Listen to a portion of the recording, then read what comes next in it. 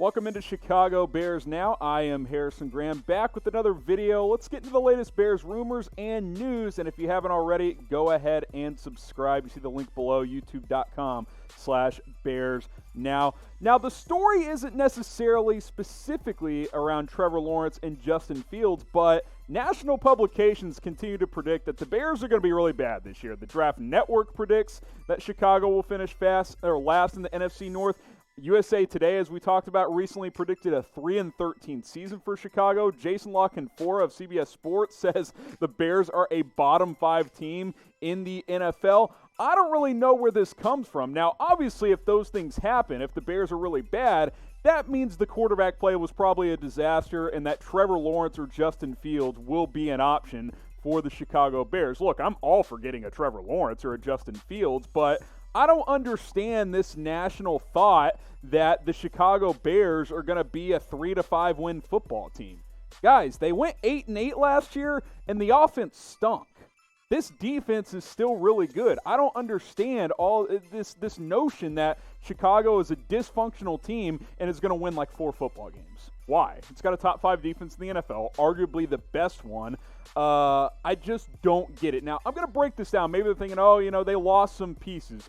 Sure, like a ha-ha Clinton Dix, that's a guy that you need to replace. Well, guess what? They replaced him with Tayshaun Gibson. I think that's pretty much a push. Maybe Clinton Dix is slightly better.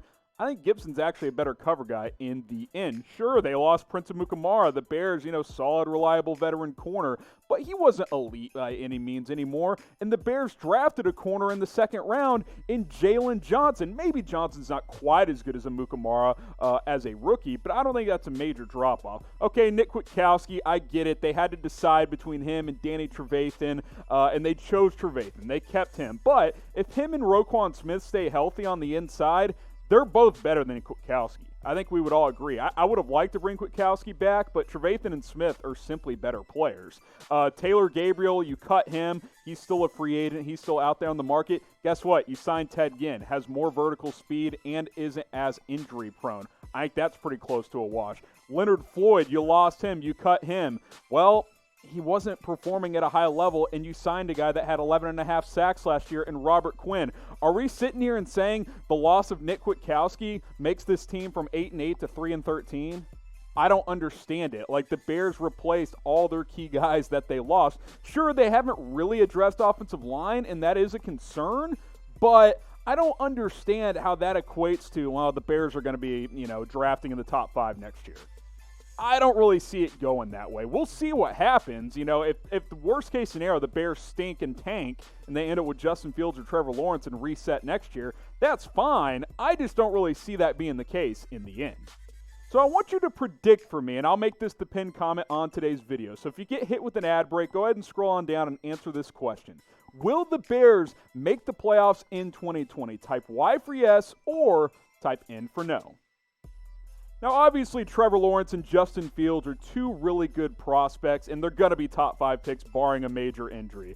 Lawrence, he's probably going to be the number 1 pick, although Fields is starting to rise up there after a massive season last year, 41 touchdowns and just 3 interceptions. Lawrence can do it all, though. He's mobile. He reminds me of Andrew Luck. He's got the size, the athleticism, the strong arm, the pre-snap stuff he does. He's just really, really good. And Fields is kind of like that modern quarterback who's a true dual threat with a good arm and can run as well. I like these guys. I think this draft has some good options, but I think guys like Trey Lance, Brock Purdy, Tanner Morgan might be more realistic for Chicago because I just do not believe this notion that the Bears are going to be one of the worst teams in the NFL, and that's what it's going to take to draft Trevor Lawrence or Justin Fields. You're going to have to be in the top 3, top 4 draft of next year. You're going to have to be picking that high. Now, let's just, pretend the Bears just bottom out and somehow this does happen and these national publications are right. I don't think that's the case, but let's say it happens. Which quarterback would you rather have? Would you want Trevor Lawrence? If you do, type L. If you want Justin Fields, type F. Obviously, there's scenarios where they could trade up for one of these guys, but in the end, I don't think the Bears are going to be drafting in the top 3 or 4 next season. All right, guys, you guys know the drill, the challenge, I should say. We're trying to get to 10,000 subscribers by June 15th. We crossed 8,000 right around May 15th, so we want to get to 10,000 by June 15th, almost at 8,200. I did the math. If we get like 70 new subscribers a day, we will reach it. Lofty goal, but I think we can reach it. Share that link down below if you're watching on our main Chat Sports YouTube channel and you found this and you're like, hey, I want more Bears videos. You see that link below. Go to youtube.com/Bears. Now, if you're already watching on our Bears channel, which most of you guys are, just hit the big red subscribe button if you haven't already. We're putting videos up on the channel almost every single day. All right, let's talk about this year's draft. Darnell Mooney, who was a 5th-round pick by the Chicago Bears. He's eager to impress, and he might be already. ChicagoBears.com caught up with him, one of the team beat writers, and basically Mooney said that he's been grilled to his iPad. He's studying the playbook.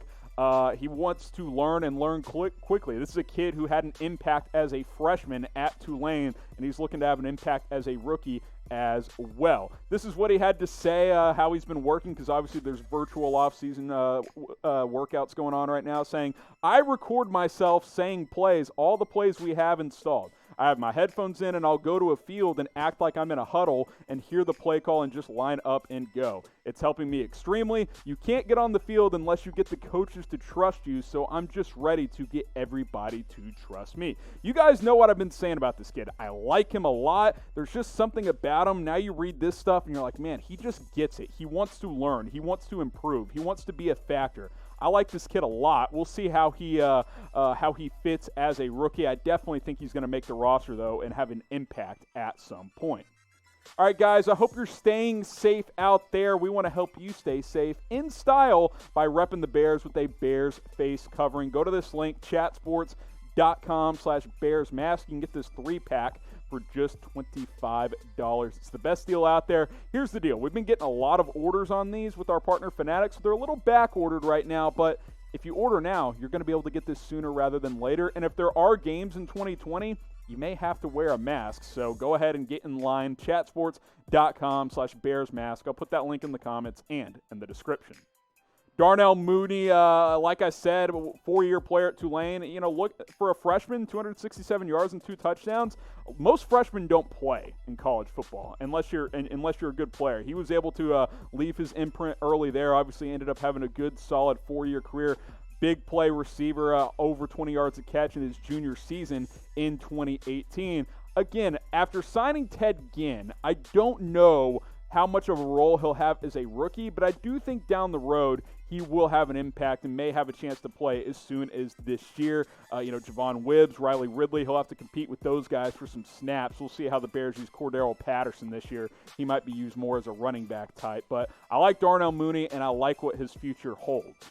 Who will have the bigger role out of these 3 receivers? Biggest role, I should say. Riley Ridley, Javon Wibbs, Darnell Mooney. Type R for Ridley, type W for Wims, or type M for Mooney. I think they're all going to be competing for snaps. We'll see how things play out in training camp and in the preseason. But type R for Ridley, type W for Wims, or type M for Mooney. All right, let's get into Matt Nagy a little bit here. Albert Breer of Sports Illustrated wrote an interesting piece, his Monday column, and talked about the Bears quite a bit. And Nagy apparently was seeking pushback from his new hires. Obviously, he brought in 4 new offensive coaches. He wanted some fresh blood after a, let's just call it a bad season last year on the offensive side of the football. And I think the goal is for this offense to get back to 2018 form. Here's a quote from kind of some interactions he's been having with his new staff, saying, I'd get pissed off and say, no, put on 2018 and show him how that same play worked. Then those coaches see that same play and say, well, 2018, that play looked pretty good. So that's been our challenge. Why? Why from 2018 to 2019 did that happen? There's a lot of things that go into that, and I will always start with myself in all of this. You have to be able to do that. So he's holding self-accountability. He's looking for these coaches to help him out on this staff, and we'll see how guys like Bill Lazor and John DeFilippo and these guys can impact this coaching staff. Clancy Barone, the new tight ends coach, he's looking for pushback, and apparently he's been getting that so far as they've been reviewing plays from the past couple of years. Obviously in 2018 it was pretty good, not so good in 2019. Will the Bears offense be better in 2020? Type 1 for yes, type 2 for no. it can't be much worse. So I'm going to type 1 for yes. If this offense is league average, between 15th and 20th best in the NFL, I think this is a playoff team with that defense. You can see the side-by-side of the regression from 2018 to 2019. 12-4 a couple of years ago. The points per game, top 10. Passing, sure not great, but very efficient from Mitchell Trubisky. The rushing attack was really good. Last year, that was the big drop-off. The rushing attack was bad. This team has to get back to controlling the ground game and being a good pound-and-ground football team with David Montgomery and use play action off of that. And I think that's where Nick Foles thrives as an RPO quarterback. Also, you see the turnover margin as well. Across the board, this offense just wasn't effective in 2019 like it was in 2018. All right, guys, I want you to spam the comments. Send in your best trade ideas. I'm going to do a trade mailbag very, very soon, so go ahead, send in your best trade proposals. Be specific, too. Don't just say, let's go get Clowney. Be like, or not Clowney, that's a bad example. Let's go get Yannick Ngakoue. Be specific on what you would trade for X player or X pick. So the best trade proposals, those are going to get on the show. You can also tweet some trade ideas at me, at HGramNFL. We'll do it very, very soon. We'll have some fun with it. So go ahead and spam the comments with your trade ideas. All right, last one here. It wouldn't be a Bears Now show without some quarterback talk. So let's talk about Mitchell Trubisky. The Athletic's Adam Johns, who covers the Bears, says that Trubisky actually needs the preseason more than Foles. And, you know, a lot of us would say, that's weird. Wouldn't the new quarterback need more reps, more preseason? Well, not really, because Nick Foles knows this offense very well. Matt Nagy actually compared it to just like riding a bike for Nick Foles. You know, give him the playbook, and he's like, oh, it's very familiar to what we ran in Philadelphia and back with the Chiefs when he was a Chiefs quarterback. So Nick Foles is very familiar with what the Bears are doing. That doesn't mean he knows the Bears' offense better than Trubisky, but it does mean that, look, when you trade for a veteran quarterback that you're comfortable with and your other guy on the roster, he's going to have to take the job back. I'm not saying it's Foles has the job secured, but Trubisky is going to have to prove to this new coaching staff, these new coaches, that he can be the guy in 2020. This is the preseason schedule against the Browns, on the road against the Broncos, at home against San Francisco, then at the Titans. Normally preseason doesn't tell me a lot, but how else do you solve a quarterback competition? It's going to be in training camp and in preseason games. Nick Foles, he just doesn't need as many reps. He's been around in the NFL for a long time, and he knows how this offense works. Trubisky is going to have to play very well in the preseason to win the job, and it's because the guy regressed last year. We just showed you the graphic of how the offense regressed. A lot of that has to do with Mitchell Trubisky. Completion percentage, down. Yards, down. Touchdowns, way down. Rating, way down. I think that's the fairest metric there, because you could say, oh, well, he played in less games. Of course his yards down. Yeah, that's a fair point. But the rating doesn't lie. From 95.5, which is above average, to 83, well below average. That's not going to work. 90 is about average out of 158.3. 83, that's pretty poor from Mitchell Trubisky this past year. Sure, the offensive line wasn't great, but he's going to have to prove a lot to Matt Nagy and these assistant coaches that he can be the guy, not only in 2020, but moving forward for the Chicago Bears.